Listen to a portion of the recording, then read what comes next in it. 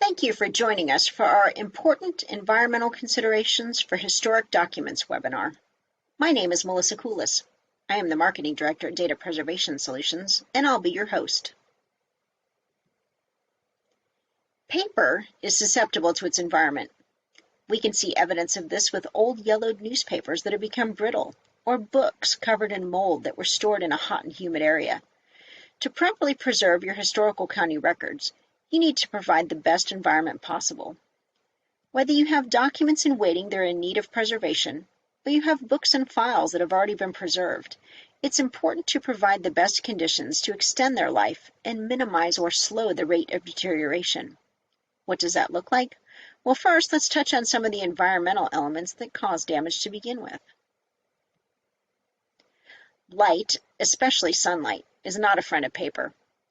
In addition to fading, visible light and ultraviolet light, the non-visible portion of the spectrum, provide energy to fuel chemical reactions that can lead to brittle documents and discolored pages. Not only are the wavelengths detrimental, but the excess heat they generate can also be problematic. Pollutants and particulates are all around us: dust, exhaust fumes, mold spores, to name a few.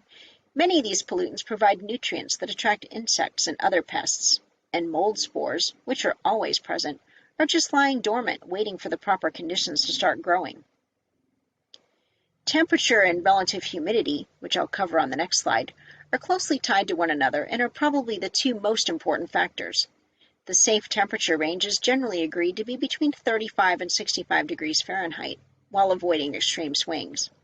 In areas where personal comfort must be taken into consideration because records and staff share the space, the temperatures will most likely hover closer to 70, which is considered the warmest safe temperature, since many chemical reactions begin when this temperature threshold is surpassed.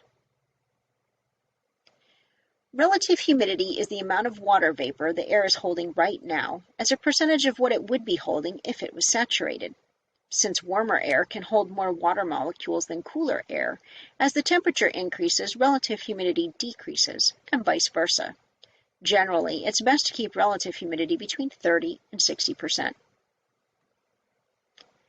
Dew point is the temperature at which relative humidity is 100%.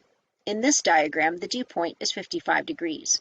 The air is fully saturated with water molecules, and water vapor starts to condense to form dew. We're all familiar with this phenomenon from stepping out onto our wet lawns in the morning. The higher the dew point, the harder it is to control relative humidity.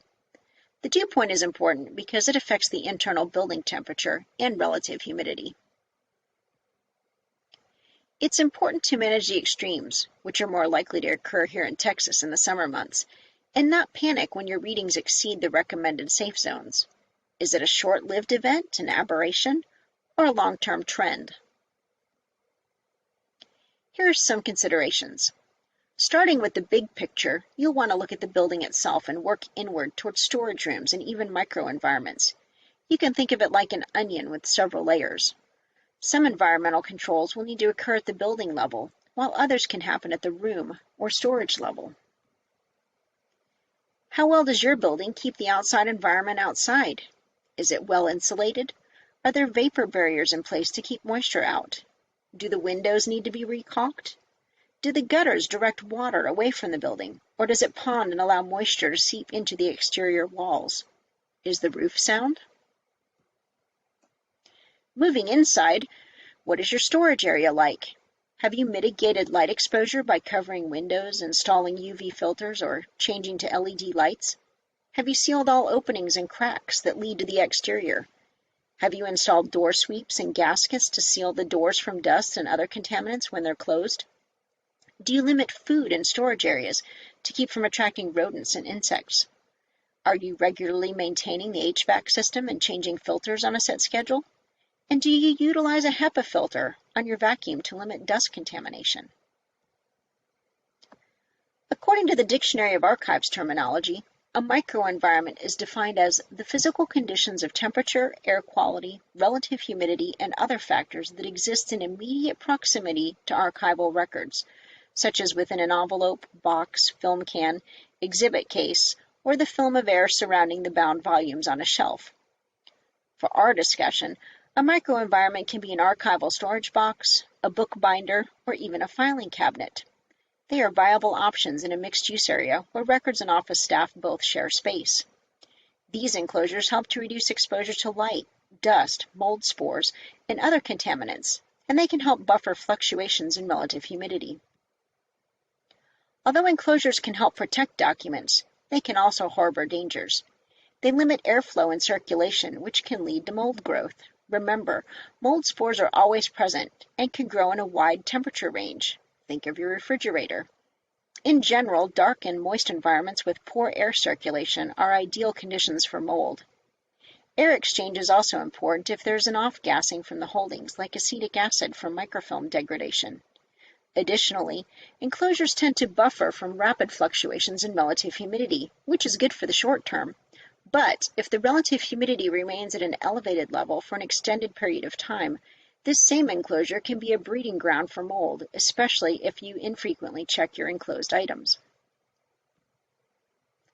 In addition to air circulation and ventilation, which help to minimize the risk of stagnant air and also help prevent particulate accumulations, you should also bear in mind that documents should be kept away from north and/or poorly insulated walls to avoid temperature extremes.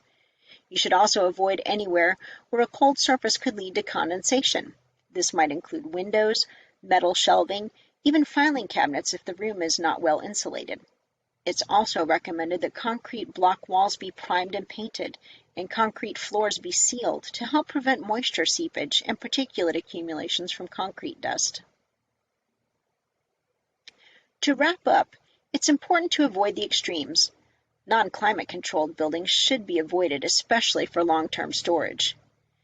Control what you can and within reason. Be mindful of the temperature throughout the year. You may need to dehumidify in the summer with the higher dew points. Using the dew point calculator, you can determine what the lowest temperature is that your system can achieve and plan accordingly. You might also consider setting up data loggers to capture baseline data so you have a reference point as you evaluate your storage environment for the long term. A minimum time frame of a year is recommended for data capture. And if you realize you have some items in your care that are already deteriorating and are more sensitive, you might consider isolating and moving them to a more suitable environment until they can be sent for conservation treatment. And that concludes today's presentation. If you'd like more in-depth information, you can visit any of the invaluable sources listed here, or feel free to contact us with any additional questions, or if you have a topic that you would like to see us cover in future presentations.